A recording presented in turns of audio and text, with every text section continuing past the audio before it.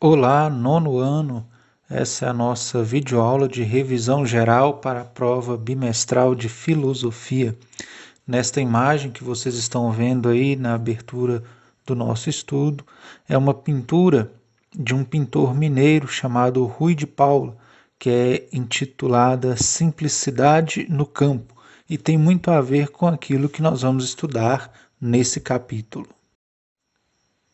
O título desse capítulo é Viver Bem, e fica lá uma pergunta filosófica para nós, né? O que é realmente importante para você?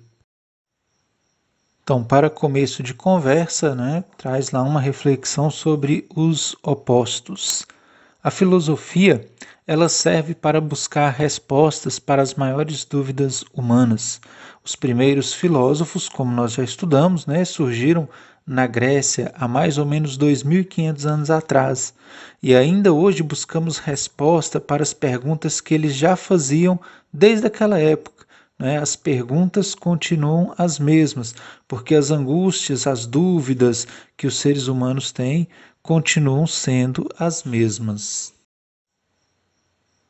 Heráclito foi um desses filósofos da antiguidade que refletiu sobre essas questões. Ele dizia que nós vivemos cercados de coisas contrárias, dia e noite, frio e quente, bem e mal. E segundo ele, nada permanece igual. Por quê?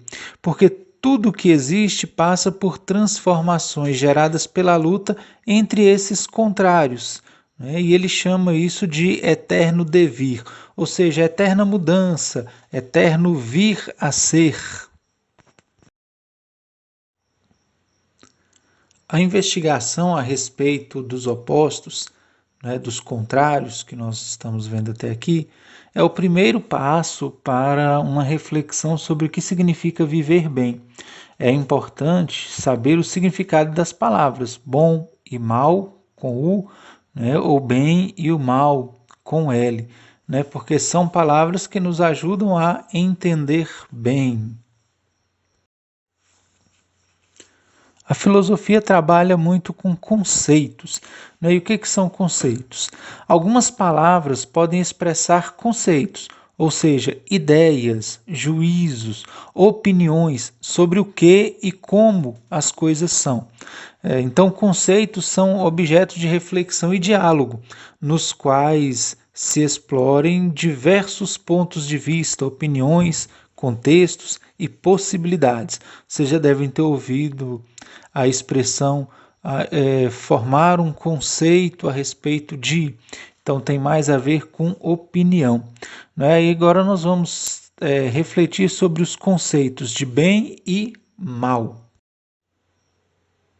Então, bem e mal.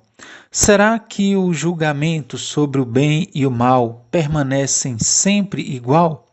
Uma mesma situação pode ser considerada boa ou má, dependendo do ponto de vista? Para refletir sobre isso, tem a história do vulcão de Pompeia e Herculano, que está lá na página 9 do livro. Eu peço a você que volte lá e dê mais uma lida nesse texto. O outro filósofo que vai nos ajudar nessa reflexão é Diógenes. Diógenes ele vai falar da inquietação causada pelos desejos, de que isso é uma coisa ruim, de que isso é mal. Diógenes ele ficou conhecido porque ele vivia de um jeito simples e natural. Ele morava em um barril, como vocês podem ver na imagem aí. E durante o dia ele caminhava com uma lanterna acesa, procurando alguém que fosse realmente honesto. Outra história que nos ajuda a refletir sobre isso é a história do rei Midas. Então eu peço a vocês que voltem lá no livro e leiam essa história na página 12 e reflitam. Qual a importância de pensar bem naquilo que desejamos? Será que aquilo que nós desejamos é realmente bom? Um conceito filosófico interessante é o da ataraxia. O mal ele pode ser entendido como um infortúnio, ou seja, como uma falta de sorte, um obstáculo, dificuldade, doença, tristeza, decepção e etc.